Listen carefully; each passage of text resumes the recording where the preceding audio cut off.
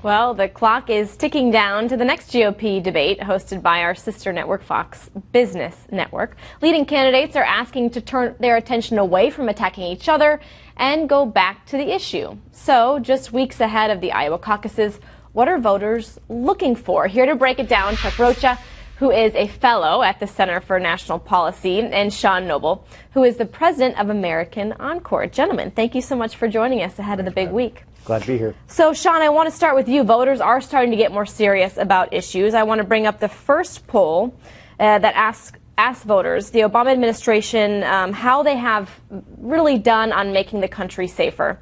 And you can see that 58% of those polled say that the administration has failed. So what are viewers really focusing on now? What do they want to see from a candidate going forward? Well, they definitely want to see someone who is going to actually make a difference in turning the country around. And I think the most important statistic in the poll that you guys just released is that there's now been a flip in national security issues now trumping, no pun intended, the economic security issues. And so I think that changes the dynamic of the race somewhat.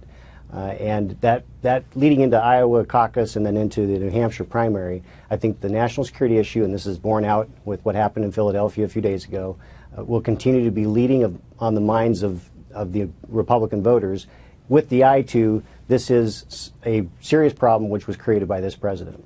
All right, Chuck, I want to get your reaction to that statement, but I also want to play off another poll that we're seeing that also supports Sean's point.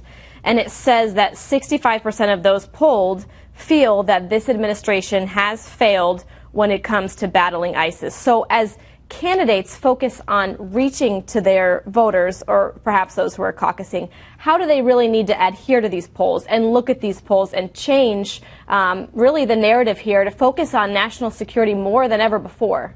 I think that it's unique because we have two caucuses and two primaries going on at the same time and two ideological thinking that's different between the party, which makes this a beautiful country and a beautiful process. So in the Republican side, people are trying to differentiate themselves in a field where they can't get any oxygen because of Donald Trump. On the other side, you just really have a two-person race where you have Hillary and Bernie going after it. What I find really unique is when I travel around the country and talk to voters is there's a general anxiety of what's coming next, whether it's national security, tax policy, but more importantly, it's normally around jobs and the economy. There's an anxiety where you see an opportunity for a Donald Trump to rise and also for a Bernie Sanders, who are both kind of anti-establishment and kind of speaking whatever they want to say at the time. That being said, Chuck, we're still seeing a lot of jabs this week. We saw Trump hit Cruz, we saw Christie hit Rubio, and we have a big debate coming up on Tuesday. Do you think we're going to be seeing more focusing, more on the issues and less on the jabs, or are we still going to see those jabs until we see a general election? As Sean said, Trump's taking all the oxygen out of the room. The rest of these old boys are kind of like a bunch of dogs sitting around barking at a parade as it goes by, and they ain't doing nothing to stop it except making a bunch of noise. And right now they're trying to do anything they can to break through and be heard. Because at the end of the day, whoever's the most popular, believe it or not, is going to win this thing. And with Trump having 1,000% name ID and being able to go out and draw these huge crowds, it's hard for the rest of them to get any attention. So during this debate, is there one opportunity? Sean, do you think that all the opportunities being stripped away from other candidates to get their voices heard? I think it's narrowing. I mean, there's only two debates left before the Iowa caucuses.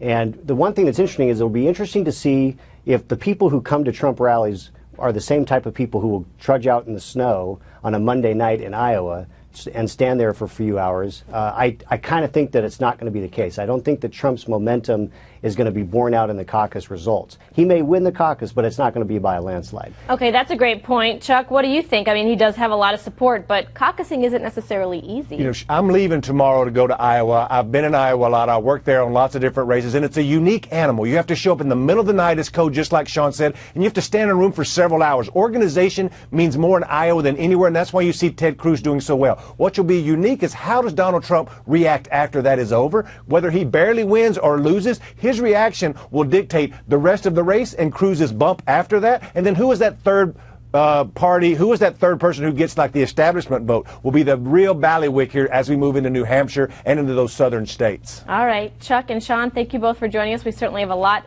coming up this week on Thursday and a lot to talk about next weekend. Thank you so much. Thanks for having us.